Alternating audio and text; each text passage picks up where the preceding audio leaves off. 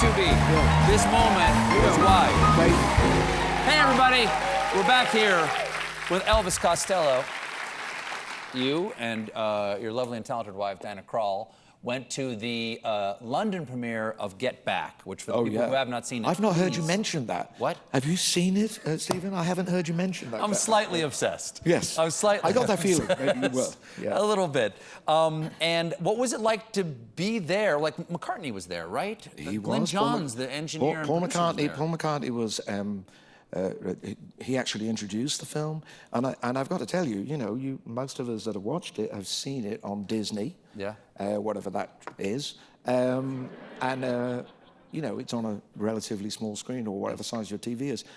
This was in an IMAX theatre in the centre of London. Wow. So, you know, this was some very big Ringo. You know, this was Ringo Max up there. Sure, yeah. sure. And Peter Jackson, it was a sort of edited version for the screen. Yes. So Peter Jackson spoke about the process of editing and restoring the film. I did notice that he was holding a different Beatle guitar every time they cut to him. Like he'd be holding a Rickenbacker, then he'd be holding a Hofner bass like Paul played, and then Jackson would. Oh yeah, yeah. Yes. And as he explained it, they cut to the footage and back to him, and then we watched like one of the days of the footage. And then most of the rooftop concert. So it was pretty thrilling.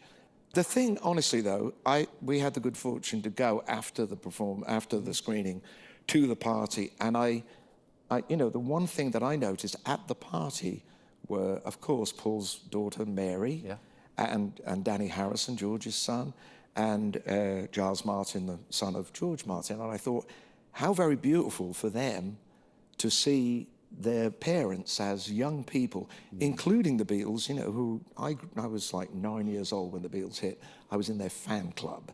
So for me, it was very strange to be at a party with Paul McCartney and the family. How hard, observing that. How weird must it be for you? Because you've collaborated with Paul McCartney. What's that experience like? Seeing like the way he's collaborating with Paul, with John, how much they love each other. Like what a love story that is. What's it like to write with him as someone who's been a fan your whole life? The one thing that I think I had to keep in my mind, that I was me and he had asked me, he didn't want me to turn up in short trousers and talk about being a fan of the Beatles, you know, when I was a little kid. That's hard, though. He wanted me to be, you know, 33 or whatever age I was when I wrote these 15 songs with him.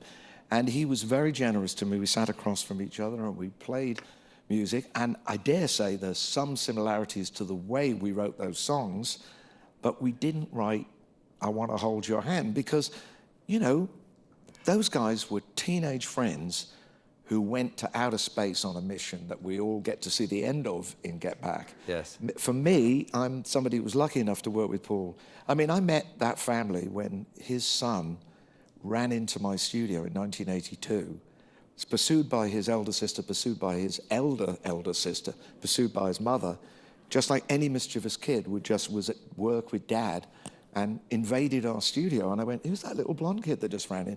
I said, that's James McCartney, that's Stella McCartney, that's Mary McCartney, and this is Linda McCartney. You know, that was a very bizarre moment, but I was 26, 27 when that happened. So I'm not 26 now. I'm 36. And you look great. No, it was a really wonderful thing, I have to say. Speaking of the creative process and how musicians work, there were a lot of people out there who were saying, they were speculating that Olivia Rodrigo on her song Brutal was lifting parts of Pump It Up, your song. And this was, you know, this was speculated online, and you said, very generously, this is fine by me, Billy. It's how rock and roll works. You take the broken pieces of another thrill and make a brand new toy.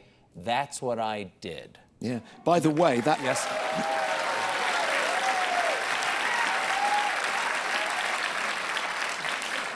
By the way, I was a bit confused. When I say Billy, I thought I was speaking to Billie Eilish. And I really thought, well, there's a Paramount in this. No, obviously, this was somebody that wrote indignantly online, and yes. I don't often write back. But in this case, I did, and the next thing I knew, it was in the newspaper. Yeah. Do they still have newspapers? I don't know. They do. Yep. They do. Yeah. Anyway, I did think it was a little silly, because obviously my song, Pump It Up, was, I don't think you would have to be a genius to work out that I had heard Subterranean and Homesick Blues by Bob Dylan, or equally that, you know, Bob had heard Chuck Berry's Too Much Monkey Business. There's songs in between and since that have actually, you know, taken that delivery of quick words over a simple riff, and that's kind of how rock and roll does work. It honestly is there an artist who you've perhaps given tribute to the most in your work? I don't know whether there's one, but it all gets wrapped up, and that's what you hope to do. We have to take a quick break, but stick around. We'll be right back with Elvis Costello, everybody.